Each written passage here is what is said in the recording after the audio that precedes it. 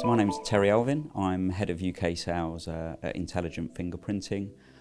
My role is supporting our customer experience team, delivering services to our clients. I support the sales team in our outreach to prospective clients across multiple industries, primarily construction, rail, manufacturing, logistics. For those unfamiliar with fingerprint drug testing, the best way I could describe it, it's very similar to a COVID test or a pregnancy test. The platform is around lateral flow technology, but what we're doing in our scenario is we're collecting a sweat sample from a donor via their fingertip, and we're processing that via that technology to identify any drug metabolites within that sample. It differs from urine and saliva testing in a number of ways. The principle's the same. We're looking to detect the presence of a drug in a sample. The main difference from our technology over those methods is firstly our window of detection. We're focused around fitness for duty, so we're looking back in a donor's life cycle of around 24 hours. Therefore, we're not policing lifestyle, and what we're trying to identify is that donor fit for duty on the day. The test process has been designed to overcome some of the barriers that we see in drug testing as a whole. We've made it as simple as we can, and we've built our system from the ground up. So from a process perspective, it's very simple for the donor. All we're doing is, first of all, we're going to inspect the donor's hands to check there's no barriers to offering the sample. And then we're going to get 10 overlaid fingerprint samples, 5 seconds on each finger, onto an absorbent pad. Once we've collected the sample, the cartridge is then inserted in our reader. This is the medical expert, so there's no human interpretation. We basically insert the cartridge. There is about a 9.5-minute development time for basically the science to take place. And then there is a camera that turns on within the reader that will determine the result of that sample and identify if there is a drug present in one of the particular categories that we test for. So the substances that we detect on our cartridge have been designed specifically around the 4 most prevalent drugs in society, and they consist of cocaine, THC, which is the psychoactive element of cannabis, opiates, so we can detect not only anything that's heroin-based, so the heroin, the drug itself, or any prescription-based medication that will contain that, and methamphetamine, which we broadly badge as the sort of party drug, your ecstasy, your MDMA. From an accuracy perspective, we align with all other drug testing matrices in and around sort of 95%. However, we do have a differentiator, we feel, in that our sample collection process is witnessed. It's very difficult to adulterate. Now, with other matrices, there is the potential that with urine and saliva samples, water pockets in the mouth that we hear of all too often, and adulterating a urine sample means that there is a potential increased level of accuracy in terms of the process, and therefore more reliable, consistent outcomes from that testing regime. One of the main concerns that we do here initially is around our GDPR compliance and things like biometrics. It's really important to understand that actually we're not collecting a fingerprint. We're overlaying basically samples of sweat. So there are no biometrics detectable within a fingerprint itself. And during the process, when we release our buffer solution and the sample is actually, the science is taking place, the donor sample actually gets destroyed within that process. There is no biometrics available, and that's really important to reassure potential clients that that's the case. From a GDPR perspective, obviously there are the requirements upon the organisation that's using our equipment to make sure they're GDPR compliant. But how we sit in that relationship is firstly the reader has been developed so that there is no Wi-Fi, there is no Bluetooth, it's password protected, and no donor details are actually ever entered into the device at any point in the process. It's completely anonymised. And that's the same with the laboratory reporting process, and also the fact that we never receive any of the donor details here at IFP. So from a GDPR compliance perspective, we meet all of the relevant requirements. So in the unfortunate situation, we have a non-negative result. There is a chain of custody process that needs to kick in. As I said earlier, point of care testing is around 95% accurate. But in order for organisations to take the necessary action in line with their policy, what we need is an unequivocal confirmation via a laboratory that confirms what was seen at that initial screen has been confirmed as an evidential standard. We have that process in place with our UCAS accredited laboratory, and there is a defined process that clients follow in terms of sample collection to go back to the laboratory for confirmation. Given Network Rail's mandated urine requirements, I still believe intelligent fingerprinting have a part to play in the overall operation within the rail and light rail sector. There are a number of key benefits that we can offer. We recently heard that there was an uplift in the requirement for 20% random testing within the sector, which proved significantly difficult in terms of operations.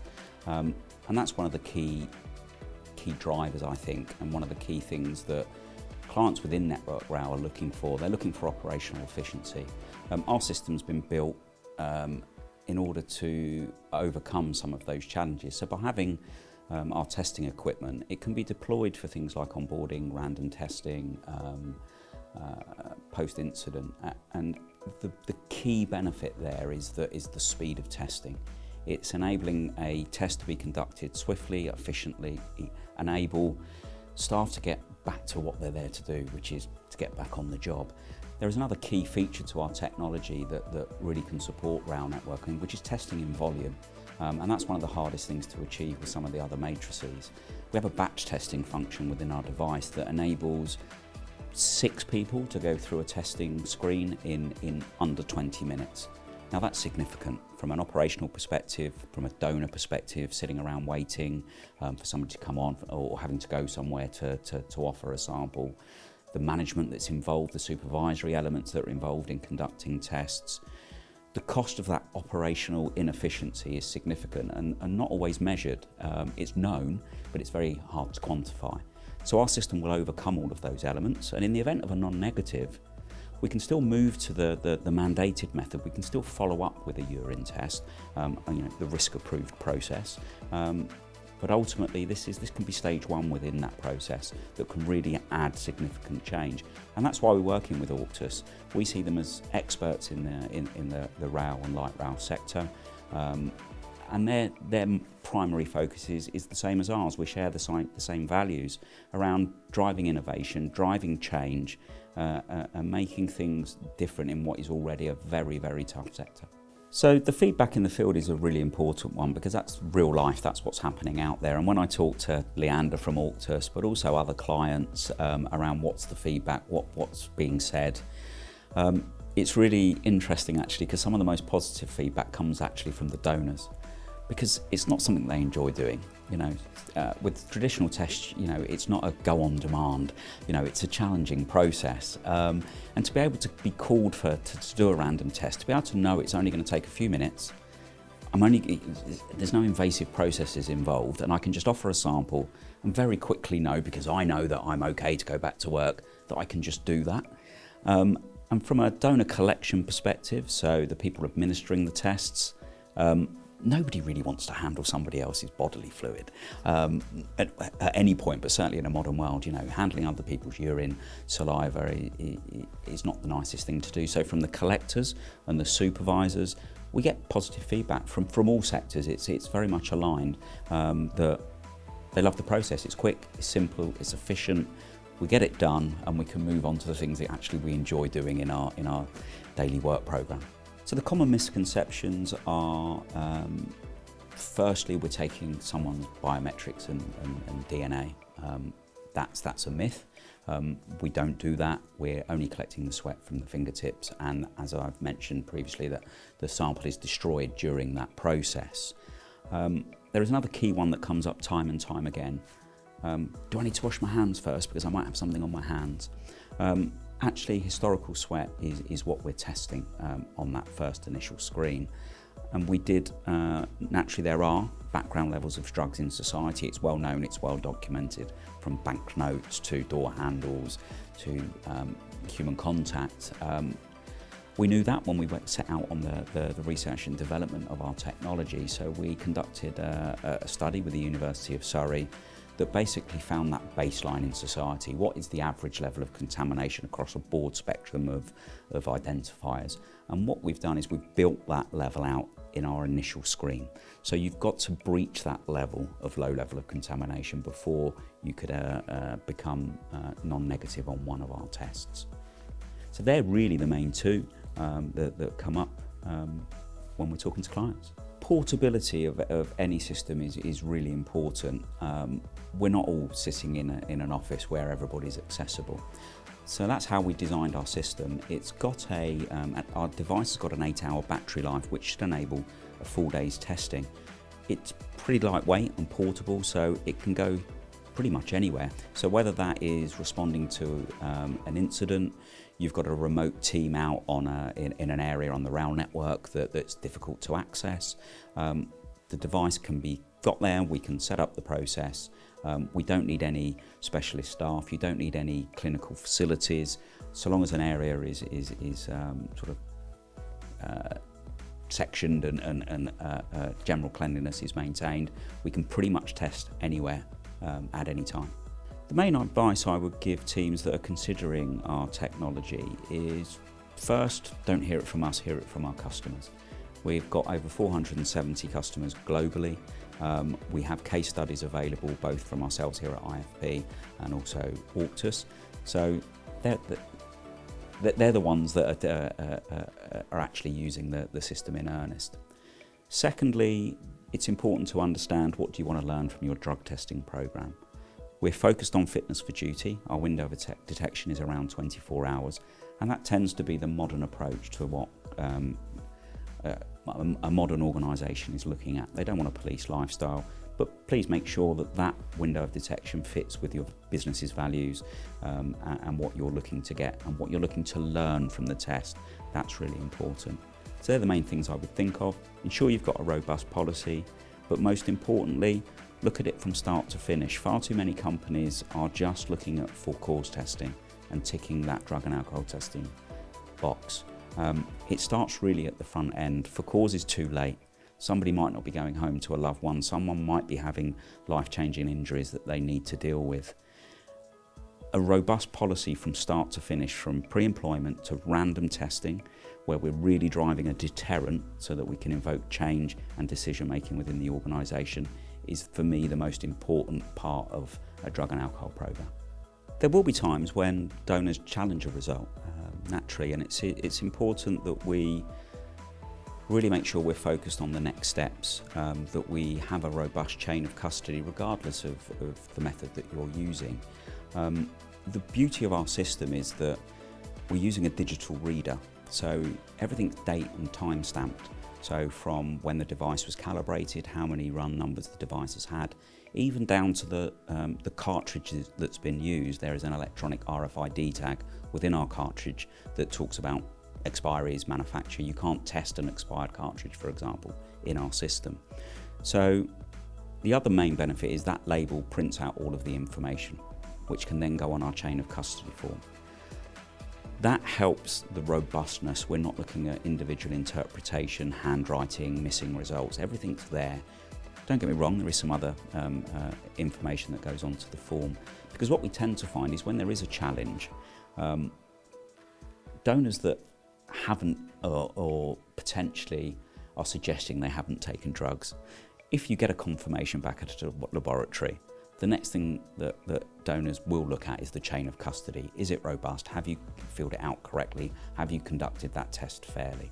So we feel we've got those advantages with our system. But the other key advantage is that our initial screen is witnessed. We can see that the sample is coming specifically from that donor. It's very difficult to adulterate our sample. We have a tamper-evident slide that goes over the sample after collection, that in order to access the sample, that would need to be broken. So from start to finish, we have a very robust chain. And that's why we feel we've actually, whilst we've been to tribunals and we've had to defend with organisations, it's never actually reached a court of law. So I think that's testament to the process, and I think that's really important, because that's what potential clients want to know. The system from start to finish, it offers them reassurance and protection that they're not exposed in any area. So here at Intelligent Fingerprinting, we're always innovating. We know that there are future improvements that we potentially might be able to make to support our customers, either by different drugs on the panel, updates to the device to meet client requirements, through reporting portals, and offering that sort of plug-and-play solution which so many organisations need. So I think the drug and alcohol piece will continue to monitor our marketplace surveillance and what the requirements are from our clients. I mentioned we're trying to access the FDA, so we're currently going through a 510k approval with the FDA to enter the American market, where we know, there is a significant drug problem that we want to try and support and add value to that program. And then on the other side, there is other areas of medical diagnostics that really interests us. We're a platform technology. It's not only drugs we detect in our sweat, there will be other markers that we can access that might be able to do more patient. We're so much more used to doing our own testing at home now, post-COVID. So is there something that we can offer that might have markers for stress, cortisol, menopause, cancer markers? That's something that we're really excited about, and something that we could potentially look at in the future with our research and development teams. It's an exciting time. To learn more about our technology, to book a demo, please contact the team at the Auctus Management Group.